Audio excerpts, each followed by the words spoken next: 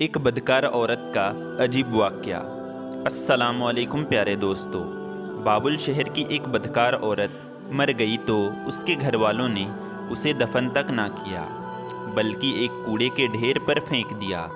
حضرت موسیٰ علیہ السلام جب کوہ طور پر اللہ تعالیٰ سے باتیں کرنے کے لیے گئے تو اللہ تعالیٰ نے فرمایا کہ موسیٰ باقی باتیں بعد میں ہوگی، پہلے جاؤ ایک لاش کوڑے پر پڑی ہے، اسے غسل دلاؤ اور عزت کے ساتھ دفن کرو۔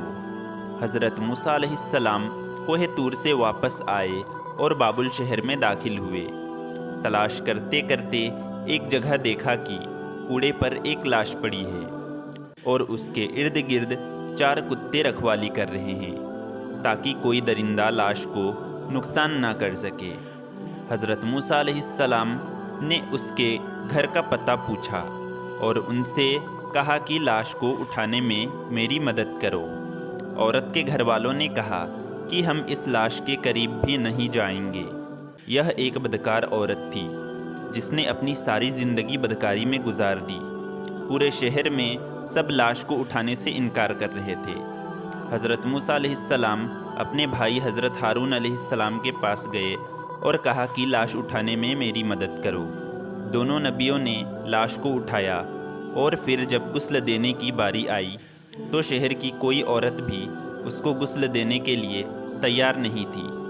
یہ دیکھتے ہوئے حضرت موسیٰ علیہ السلام نے اپنی زوجہ اور بہن کو حکم دیا کہ اس عورت کو غسل دو۔ غسل کے بعد اپنے بھائی حضرت ہارون علیہ السلام کی مدد سے اس عورت کو دفن کیا۔ دفنانے کے بعد جیسے ہی آپ واپس آ رہے تھے تو شہر والے لوگ آپ کے سامنے آ گئے۔ وہ سب مل کر آپ سے کہنے لگے، ارے موسیٰ، یا تو ہمیں اس بات کی وضاحت دو کہ ایک بدکار عورت کو اتنی عزت کیوں دی، یا پھر وہ کلمہ جو آپ علیہ السلام نے ہمیں پڑھایا ہے ہم آپ کو واپس کرنے آئے ہیں۔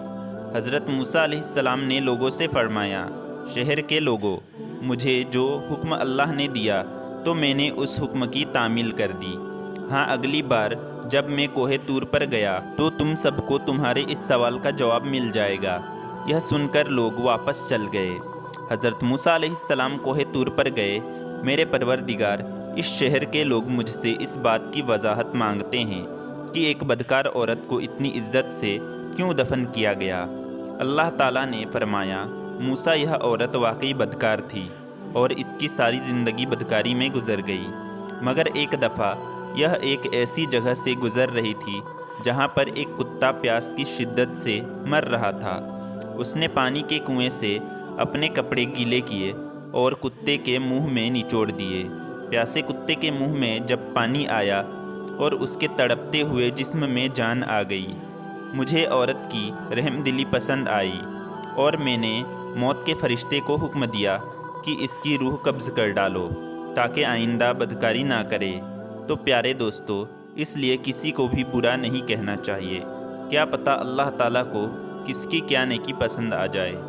پیارے دوستو، اسی طرح کے سچے واقعے سننے کے لیے چینل کو سبسکرائب کریں۔ ملتے ہیں اگلے ویڈیو میں، تب تک کے لیے اللہ حافظ۔